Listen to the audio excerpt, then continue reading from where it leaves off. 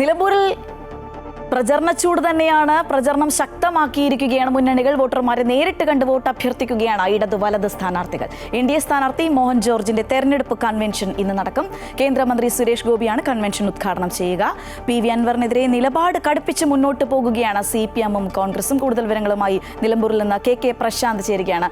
പ്രശാന്ത്, ഈ പറഞ്ഞതുപോലെ ആവേശം അതങ്ങ് ഉച്ചസ്ഥായിലായിരിക്കുകയാണ്. ശക്തമായ മത്സരം, അതുകൊണ്ട് തന്നെ പ്രചരണമൊക്കെ വലിയ തോതിൽ ശക്തമാണ് നിലമ്പൂരിൽ. ഈ പറഞ്ഞതുപോലെ ഇന്ന് പത്രിക പിൻവലിക്കാനുള്ള അവസാന ദിവസമാണ്. നമുക്കറിയാം, വലിയ സസ്പെൻസിന്റെ ആളാണ് അൻവർ. അതുകൊണ്ട് തന്നെ ഈ പത്രിക പിൻവലിക്കാനുള്ള ഒരു സാധ്യതയുണ്ടോ എന്നൊക്കെ രാഷ്ട്രീയ കേരളം ഉറ്റുനോക്കുന്നുണ്ട്. പക്ഷേ അതൊരിക്കലും സംഭവിക്കില്ല എന്നാണ് അൻവർ തുടക്കം തൊട്ടേ പറയുന്നത്. മൊത്തത്തിൽ നിലമ്പൂരിലെ ഇന്നത്തെ പ്രധാന പരിപാടികൾ, കാര്യങ്ങളൊക്കെ എന്തൊക്കെയാണ്? ശ്രീജ, വളരെ വലിയ ചർച്ചയില്ലാതെ പോകേണ്ടിയിരുന്ന ഒരു ഉപതെരഞ്ഞെടുപ്പ് എന്ന് വേണമെങ്കിൽ നമുക്ക് നിലമ്പൂരിനെ പറയാം. പക്ഷേ കാര്യങ്ങൾ ഇപ്പോൾ മാറി മറിഞ്ഞിരിക്കുന്നു. കേരളം മുഴുവൻ ചർച്ച ചെയ്യുന്ന അവസ്ഥയിലേക്ക് നിലമ്പൂരിൻ്റെ രാഷ്ട്രീയം മാറിയിരിക്കുന്നു. കേരളത്തിൻ്റെ രാഷ്ട്രീയം തന്നെ നിലമ്പൂരിനെ കേന്ദ്രീകരിച്ച് മാറുന്ന അവസ്ഥയിലേക്ക് മാറുന്നു.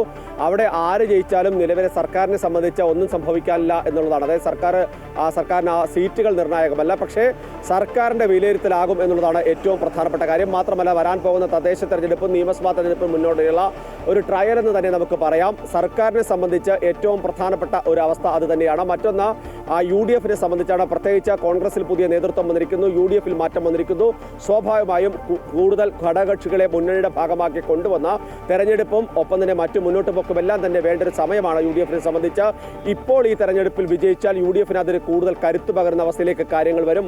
മറ്റൊരു അവസ്ഥയിൽ NDA സംബന്ധിച്ച് അടുത്ത നിയമസഭാ തെരഞ്ഞെടുപ്പിൽ തങ്ങൾ ഈ സംസ്ഥാനത്ത് സാന്നിധ്യമാണെന്ന് അറിയിക്കാൻ അവർക്ക് ഈ തെരഞ്ഞെടുപ്പ് ഏറ്റവും നിർണായകമാണ്. അങ്ങനെ മൂന്ന് മുന്നണികളും വളരെ വാശിയേറിയ തന്നെയാണ് പോരാട്ടം മുന്നോട്ട് പോകുന്നത്. അതിനിടയിലാണ് PV അൻവർ എന്ന ഫാക്ടർ പ്രധാനമായി നിലനിൽക്കുകയും ചെയ്യുന്നത്. PV അൻവർ സംബന്ധിച്ച് നേരത്തെ ശ്രീജ സൂചിപ്പിച്ച പോലെ തന്നെ PV അൻവർ എന്തായാലും പത്രിക പിൻവലിക്കില്ല എന്ന നിലപാടിൽ ഉറച്ചു നിൽക്കുകയാണ്. പക്ഷേ ഏത് ഘട്ടത്തിലും മാറാൻ കഴിയുന്ന നേതാവ്, നിലപാട് മാറ്റുന്ന നേതാവ് തന്നെയാണ് PV അൻവർ എന്നുള്ളതാണ് പ്രധാനപ്പെട്ട കാര്യം. പക്ഷേ PV അൻവർ ഇനി പത്രിക പിൻവലിച്ചാൽ ഒരുപക്ഷെ ഇപ്പോൾ അദ്ദേഹത്തോടൊപ്പം നിൽക്കുന്ന ആളുകൾ പിൻവാങ്ങുന്ന സാഹചര്യം ഉണ്ടാകും എന്നുള്ളതാണ് പ്രധാനപ്പെട്ട കാര്യം. മാത്രമല്ല, സ്ഥാനാർത്ഥി തൃണമൂലിന്റെ അല്ല, സ്വതന്ത്രനാണ് എങ്കിൽ പോലും PV അൻവറിന് പൂർണ്ണ പിന്തുണ നൽകുന്നത് തൃണമൂൽ തന്നെയാണ്. ഈ തെരഞ്ഞെടുപ്പോടുകൂടി തന്നെ മറ്റു പല മേഖലകളിലേക്കും കടന്നു കയറാനുള്ള നീക്കത്തിന്റെ ഭാഗമായി തന്നെയാണ് തൃണമൂൽ ഇത്തരമൊരു നീക്കം നടത്തുന്നത്. അതുകൊണ്ട് തന്നെ സ്വാഭാവികമായും അത്തരമൊരു പിന്നോട്ട് പോക്കുണ്ടായാൽ ഒരുപക്ഷെ തൃണമൂൽ PV അൻവറിനെ കൈവിടുന്ന സാഹചര്യം ഉണ്ടാകും. ഇപ്പോൾ നിൽക്കുന്ന അണികളിൽ പലരും പണ്ട് കോൺഗ്രസിന്റെയും CPM-ന്റെ ഭാഗമായി നിന്ന ആളുകളാണ്. കേരള കോൺഗ്രസിന്റെ ആളുകൾ അടക്കമുണ്ട്.